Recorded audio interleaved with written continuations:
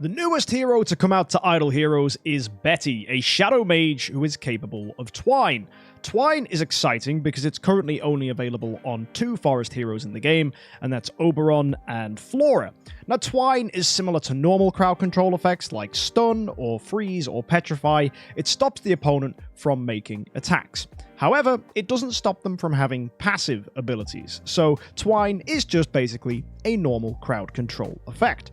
This can be useful in some fights, and is the main thing that will make Betty a viable hero. But that's not all we're going to be talking about today. We're going to be talking about how I think you can use Betty on your account at all stages of the game, and whether you should even consider building her on your account, especially if you're a new player, as there happens to be a lot of people suggesting she could be a really good first E5. Well, I'm going to be answering that question today as to whether I do think she could be viable as well. So let's start off by looking at her abilities. We start with her passives, and it seems DH games are doing this to a lot of new heroes, where the bonuses you get from your default passives aren't actually that high. Speed 15, attack 20%, crit damage 28, and damage reduction 16. This is lower than we've seen in other previous heroes, and the reason they do this is so that when you go into the imprint tree, those numbers can be increased. So you will notice that older heroes actually get better bonuses than Betty is getting from their passive skills. Why that's the case, I don't know. It's just a balancing thing, I suppose. Now, her basic attack is changed to dealing damage to 2 random enemies with an 80% chance to twine the target for 3 rounds. Afterwards, there is a 50% chance to target 1 enemy who is currently not twined for 2 rounds. So it's a worse twine, but there's an extra chance to throw something out there. So give her a Ruyi Scepter and a 10-star, it looks like she has some decent crowd control abilities. Now, crowd control is strong in PvE when opponents don't have the ability to purify. It can help disrupt your opponent and make opportunities for your other heroes to deal damage. However, if you're an early player, heroes like Eloise actually dislike crowd control. Eloise is all about getting hit and blocking. If you crowd control an opponent with Twine, they no longer do basic or active skill attacks. That means that Eloise does not get a chance to block, and therefore does not get a chance to counterattack and do Scarred Soul. Therefore, Eloise does less damage and actually gets less healing. So it's actually more beneficial to not crowd control opponents. So first of all, if you're an Eloise user, I don't think Betty will be particularly exciting, and I'll give you some other suggestions for heroes to run a little later on. But back to Betty, that basic attack and the fact it can twine is actually a really cool ability. We don't get a lot of heroes who have good crowd control on their basic attacks. And the reason this is good is because it means you can give a Ruyi Scepter to Betty and she still is effective in round 1 without even needing an active skill. That way she can be quick, have good crowd control, and not need to be energy fed. So in strategies where crowd control will be useful, there are arguments to run a Betty on your account. However, I would only consider running Betty if it was alongside a big damage dealer who can take advantage of that crowd control opportunity, and if Betty was a tenant for them, I would be far more inclined to make that decision, because there are other crowd control heroes out there who may steal your attention, heroes that can steal energy, like Carrie, or heroes that can steal attack or shut down abilities, like Tix or Annabelle. We'll be talking a bit more about them a little later on. Now let's look at the rest of Betty's abilities. Whenever she takes damage from an active skill or basic attack, the attacker actually takes damage in return, with a 70% chance to be twined for 2 rounds. This effect can be triggered up to twice each round, and at the end of each round, she will reduce the energy of twined targets by 20. Now this passive is really good. The energy steal if an opponent is twined is pretty strong, especially if you have multiple Bettys, as that's lots of opportunities to steal energy. That said though, a cheese team running only Bettys will not be good. It won't be very strong to fight at all. On the other hand, we will definitely have to fight these kind of teams in Void campaigns. So if anything, this passive is more scary because the AI will be able to use this against us. In fact, let me show you. Some of you may wonder, hey, does Betty's ability trigger if she's dead? Well, no, it doesn't. Here, for example, I have Asmodel and 5 level 100 Bettys, and if you take a look here, if Betty instantly dies after getting hit by an ability, they don't actually put out a twine on the opponent, which is annoying. It's extraordinarily unfortunate. Whereas the only way those twines are going to come out, I'll have to show you against Bendy Man here, is if Betty actually survives. So hopefully we can see here Betty getting hit and living, and therefore you'll see the twine does get sent out. So let's go take a look at the opposing team as they attack at us. Okay, here we go. There you go, Freya hits us. Did any twine come out? No, you can see the reactive damage there coming from Betty when she gets hit. So it'll look like Betty's doing an attack, but she's actually not. She's actually reacting. So it's kind of a counterattack is how it works. And some twine did come out there from the basic attack, but we actually didn't get any as a reaction. That's mainly because our opponent has quite a bit of crowd control. But trust me when I say, if you die, you do not get a chance to twine, because it's all part of a counterattack ability that she has. So the way that is going to be annoying for us... Ah, there you go. See, Rogan got twined there. Excellent. And the way this is going to be annoying is we are going to have to fight that in Void Campaign, like I said. So take, for example, a King Barton wave in Void Campaign, where hitting him causes him to counterattack and smack us back. Well, it looks like Shadow's just got a hero that's going to be just as annoying, Betty. Every time we hit them, they're going to twine us, with a very strong chance to twine us, and there's also the damage we take, and then, of course, we lose energy if we have twine on our heroes. Now, granted, Elena, if you're running her on your team, does remove crowd control effects, so I would strongly encourage you, if you are going to be facing Bettys in campaign, to be using someone like Elena so that you can release your heroes from control effects when your opponent does an active skill. That'll be pretty useful. But yeah, if you don't have Elena, I think Betty is going to be particularly annoying, and you're going to have to run Control Purify and hope it removes the twine. Of course, though, that's a reason for you to be scared of Betty. How can you actually use that on your account? Well, hopefully you saw that Betty dying doesn't cause this to trigger, so you can't really use Betty as a suicide hero, as we call it. Examples of suicide heroes are people like Annabelle, for example. When Annabelle dies, she inflicts on the enemy who killed her reinforcement spell, and you can read here that reinforcement spell actually changes your opponent's abilities. Their active skill becomes deal 1% of damage to 3 enemies with the lowest HP. That's really powerful, because it basically means your opponent still attacks, so you can still block, so you still get all the benefits of block heroes like Alamak, or like Eloise, or like Sia, who you get that benefit of getting hit without you taking much damage.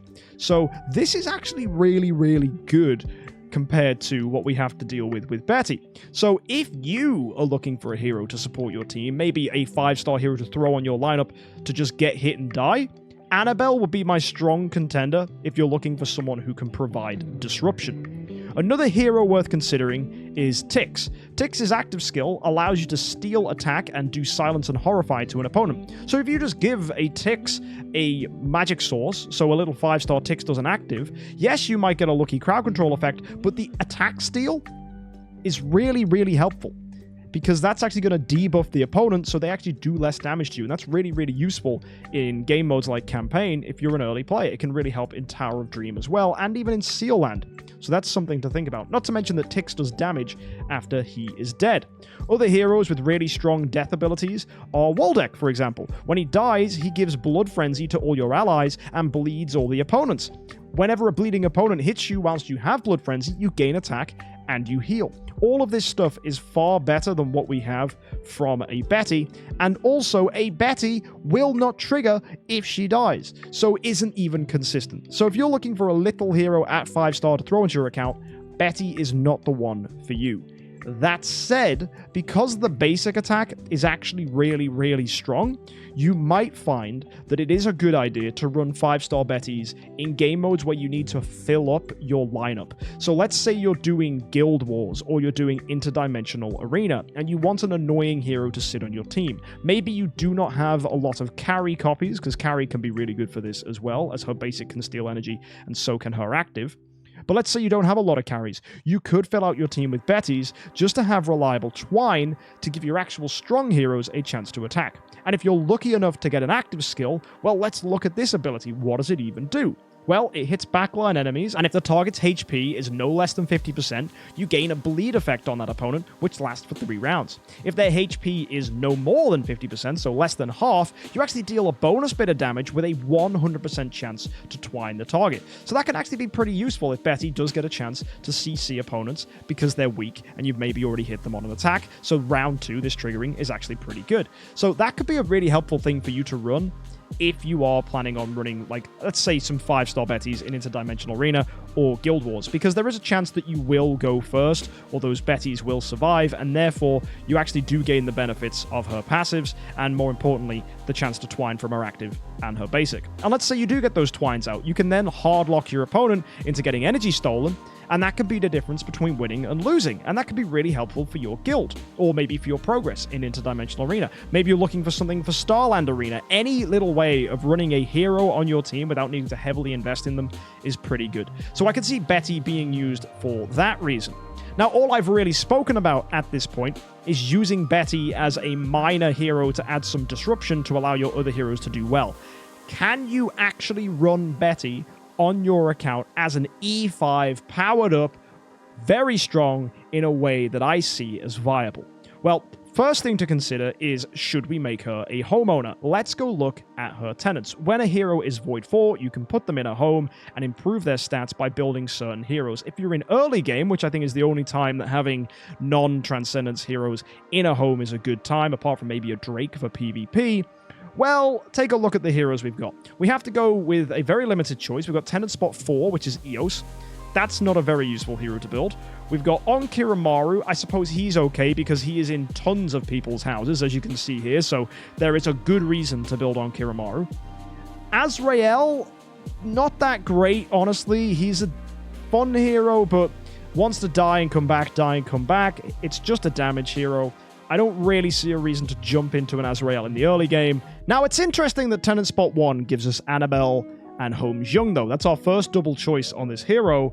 And Annabelle, straight up, is a decent support hero with a lot of tenant options here. But again, not a hero I'd really want to be building early to E5 for that matter.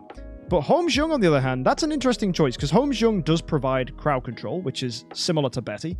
We gain other forms of damage over time, like Betty bleeds, HomeXJUMP is able to poison. So this is interesting synergy where they're both playing very similar games. The thing, though, is because of that, a lot of people are comparing Betty to HomeXJUMP and thinking, well, HomeXJUMP can be okay as a first E5, so surely Betty can be. But unfortunately, there's two things that set HomeXJUMP apart. First of all, his crowd control is shapeshifting, and shapeshifting isn't a normal control effect like Twine or Stun or Petrify or Freeze.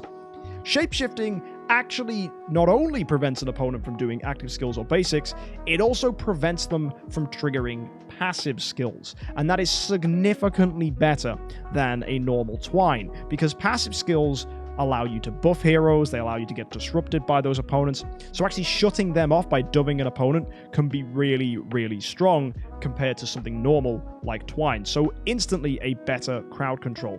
As well, and what I think makes HomeXJUMP even stronger, is the fact that HomeXJUMP is able to heal. At the end of each round, restores HP equal to 30% of max. And that actually goes higher if you make him a Void 4 hero. As you can see, a Void 3, he unlocks a 40% bonus instead of a 30% bonus. So those differences really push HomeXJUMP ahead. He has a better crowd control and better healing. In fact, if you read Betty, you'll see she has no healing whatsoever. And without any form of sustain, Betty is not going to be good early on if you're trying to build her as your main hero. In no way is she going to be stronger than Eloise. And as we discussed earlier on, she actually doesn't even synergize with Eloise. I would always rather run Annabelle or Tix. So that throws us into a really awkward situation with Betty, because it means that most people aren't actually going to want to build her on their accounts, because she just doesn't fit in the game. And if you want someone like her, I don't know why you wouldn't just go ahead and build a HomeXJUMP, as he is a significantly superior hero. The fact, as we discussed and we tested, the passive to Twine doesn't actually trigger when you die, that's also a reason that Betty's not that great, and it just results in a hero who just provides generic crowd control in a way that is nothing like we haven't seen before. So generally, if you're looking for a crowd control hero to throw into your interdimensional arena lineup, Betty is consistent, and she can also help you in Guild Wars for the same reason. But for any other purpose of building her, unless she magically becomes a tenant for a massive damage dealer and can provide you some crowd control support, I don't see Betty being very good on most accounts. There may be some minor uses of her in something like Realmsgate, but if you are just looking for a crowd control hero, MKxJUMP is still the best because his doves are so consistent, and doves prevent passives, whereas Twine does not. So Betty, albeit she's a cool hero with very cool artwork, a cool animation, interesting lore, and the fact that her abilities do look really good, unfortunately, the game is not in a position where people will be able to use her to the best of her abilities. If, on the other hand, Betty was released maybe in, say, 2020, when there was no such thing as Transcendence Heroes, then yeah, Betty would actually be a really interesting meta contender, and with a Rudy Scepter, a basic like the one she has, would actually push her ahead in speed of problematic heroes like Carrie. So if Transcendence Heroes didn't exist, Betty would be amazing. But unfortunately, they do, and that's going to push her at any point where she could be viable when you want to really start considering building multiple different E5s to offer some interesting PvP effects. PvP is not a game mode to focus on, and if I was going to use her in the PvP modes we have, like Interdimensional Arena or Guild Wars, I would just use a 5-star for the disruption that she can offer with humble basic attacks. So that's my thoughts about her. Let me know what you think in the comments section. Subscribe for more content, and as always, guys, have a fantastic week and happy idling.